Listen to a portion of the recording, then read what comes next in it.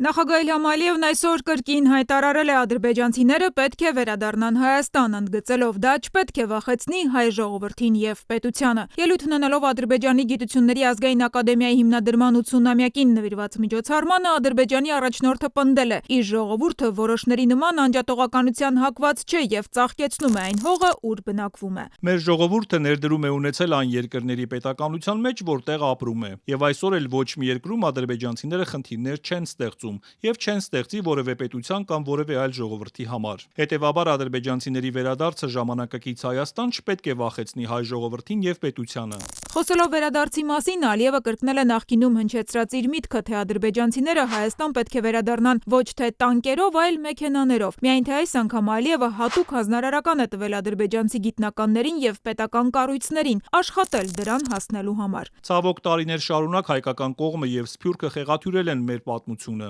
եւ այս քարոզչությունը շարունակվում է։ Մենք պետք է դրանց հակադրենք մեր գիտական ճշմարտություններով։ 20-րդ դարի սկզբին հին ռուսական կայսերական քարտեզները հստակ ցույց են տալիս, որ տարածքում գրեթե բոլոր տեղանունները, այսօրվա Հայաստանի բոլոր շրջանները ադրբեջանական ծագում ունեն։ Սևանալիս չկա, կա Գյոյչա։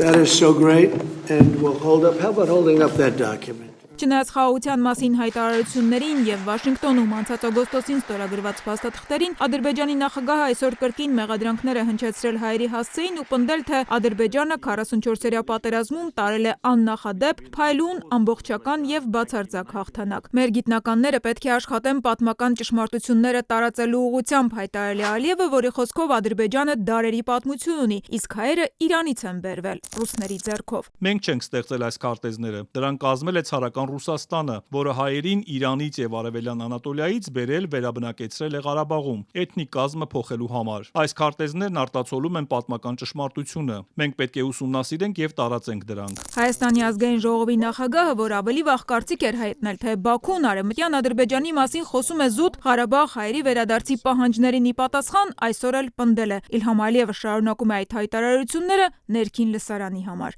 Ալեն Սիմոնյանը այդ ելույթում վտանգներ չի տեսնում, հիշեցնում է՝ Ալիևը մտադիր է ոչ թե տանկերով, այլ մեքենաներով վերադառնալ։ Դա ներքին լսարանի համար նախատեսված խոսույթ է, բայց միևնույն ժամանակ ասում եմ, մարդը դուք որ ասում եք, որ գրավելու ենք բառ, ընդհակառակը ես այնտեղ տեսնում եմ, որ ասում եմ մենք պատերազմով չի այդ հարցը լուծվելու, մեքենաներով, ոչ թե տանկերով։ Այդ նախադասությունը ես հիմա այստեղ չհնարեցի։ Ներքին լսարանի համար առաջնորդի կողմից հնչեցվող այս ելույթները կամ պետական կառույցներին տրվող հանձնարարականները վտանգավոր չեն, հարցին Հայաստանի պաշտպանության նախարարն այսօր չի արձագանքել։ Սուրեն Պապիկյանն ասել է՝ Ալիևի վերջին ելույթը չի լսել, բայց դատելով նախորդներից ու սահմանի իրավիճակից կարող է պնդել՝ խաղաղությունը հաստատված փաստ է։ Որ Ադրբեջանի հռետորաբանությունը կտրուկ օգոստոսի 8-ից հետո իջել է, փոխվել է եւ դա տեսանելի է նաեւ սահմանում, ինչը ես կարող եմ ասել որպես պաշտպանության նախարար, դա փաստ է։ Եվ երբ մենք խոսում ենք փաստացի խաղաղության մասին, դա ամենևին հորինված չէ, դա իրականություն։